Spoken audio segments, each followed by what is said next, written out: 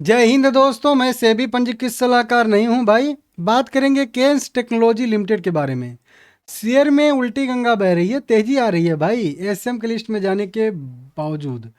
तो ऐसा क्यों हो रहा है? बहुत सारे लोग पूछ रहे हैं कि आप तो बोले थे कि एसएम की लिस्ट में जाएगा तो गिरावट आती है। देखिए, मैं नॉर्मल जो प्रोसेस है वो समझा रहा था आप लोगों को, ठीक है ना।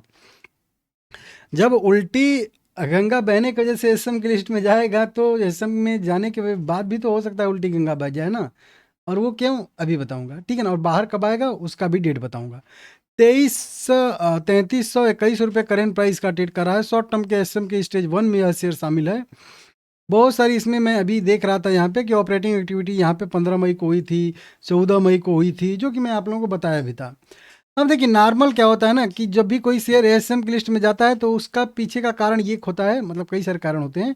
एक तो ये ऑपरेटिंग एक्टिविटी जो अभी दिखा रहा हूँ वो होता है। वॉल्यूम बहुत अचानक से बढ़ गया। पहले ऐसे छोटा छोटा वॉल्यूम था, अब अचानक से ऐसे ऐसे बड़ा बड़ा वॉल्यूम बनना हो गया, वो बहुत ज़्यादा।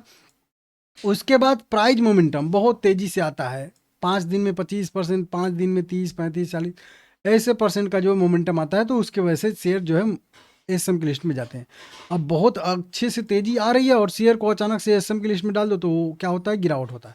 अब इसके केस में क्या हुआ था कि ये गिर ही रहा था और ये मतलब गिरने की वजह से एसएम की लिस्ट में गया है। इसी तरह से यहाँ पे भी हुआ था, अभी 5-6 महीने पहले दिसंबर में भी गिरने की वजह से एसएम की लिस्ट में गया था। हालांकि उस समय उतना बढ़िया मोमेंटम नहीं आया था। इस बार यहाँ से ऊपरी स्तर से कह लीजिए 4500 के लेवल से गिर के 2900 के आसपास आया, तो इसी वजह से इसको एसएम की लिस्ट में डाल दिया गया।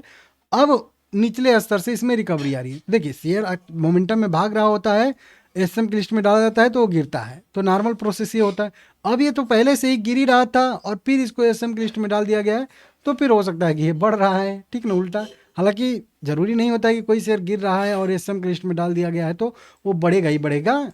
वो और भी हो सकता है कि गिरे, ठीक है ना। लेकिन वही बात है कि मार्केट है, मार्केट को कुछ भी पसंद आ सकता है। 2900 रुपये पे इसका सपोर्ट है, जो मैं आप लोगों को पहले बताया था। पहली बार जब एसएम की लिस्ट में गया था तब 9 दिसंबर 2026 को जब गया था तब भी बताया था, ठीक है ना।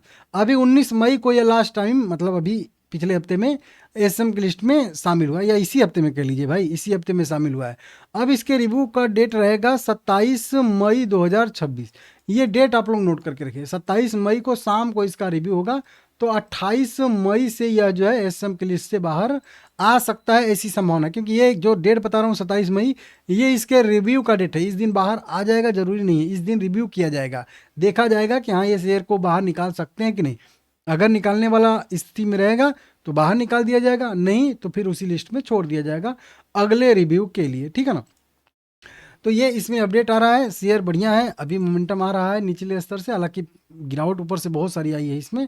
रिजल्ट की बात करेंगे तो मार्च में इसके रिजल्ट में 91 करोड़ का नेट प्रॉफिट यहाँ पे दिख रहा है, और इसकी वजह से भी हो सकता है तेज़ी आ रही हो। फंडामेंटल पी रेशियो थोड़ा सा ज़्यादा है, बुक वैल्यू थोड़ा सा कम है, R O C R O ई ठीक ठाक है, कमी है थोड़ा सा नॉर्मल से। तो इस तरीके से फंडामेंटल इसका है, आप लोग अपने हिसाब से देख लीजिएगा। देखिए, इसको लगभग ऑपरेटर ही गिराते हैं, जैसा कि लगभग नज़र आता है। और ये चीज़ यहाँ पे मैं आप लोगों को बताता हूँ, तो ये देखिए, हरती प्राइवेट लिमिटेड एक एक दिन में 3-3, 4-4 लाख, 8-8 लाख इक्विटी शेयर एक एक बार में खरीदेंगे, एक एक बार में बेचेंगे, तो ये दिक्कत ही होता है ना। तो इसके वजह से ऑपरेटिंग एक्टिविटी मैं इसको बोलता हूँ। हालांकि यहाँ पे बल्क डील लिख के आता है, ठीक है ना, देख लीजिएगा। बाकी भाई, शेयर अगर लॉन्ग टर्म के लिए आप लोगों को इस पर भरोसा है तो आप लोग होल्ड कर सकते हो, नहीं तो आप लोग अपने हिसाब से देख लीजिएगा।